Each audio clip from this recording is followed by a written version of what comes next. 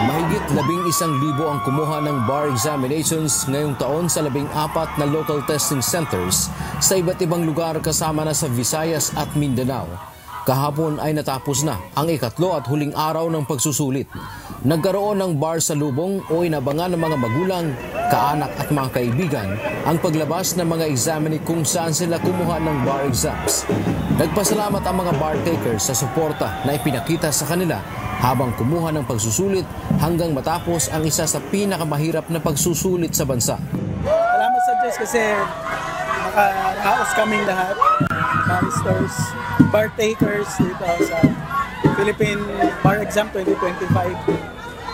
Nagpapasalamat din ako sa lahat ng mga nagdasal, sumuporta, bukod sa mga taong ito na pamantasan ng lungsod ng Maynila. I'm just thankful kasi hindi lahat nakakaroon ng privilege to get this far and have the opportunity to take the bar and represent their university. Ayon sa Supreme Court, inaasahan na mailalabas ang resulta ng pagsusulit sa Enero ng susunod na taon at ang oath-taking naman ng mga bagong abogado sa February 2026. Payo ng 2025 Bar Chair sa mga nagnanais maging abogado na bagamat kumakain ng malaking oras ang pag-aaral ng abogasya, mahalaga pa rin anya na magkaroon ng tamang pahinga at kapag oras na ng bar exams ay hindi dapat kinakabahan sapagkat hindi ito makakatulong. Nervousness is not a desirable thing when it comes to bar exams. I think too much reading also and giving lengthy answers is a mistake.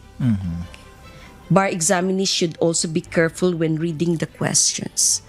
They must learn to spot the correct issue and avoid over-analyzing an otherwise simple question.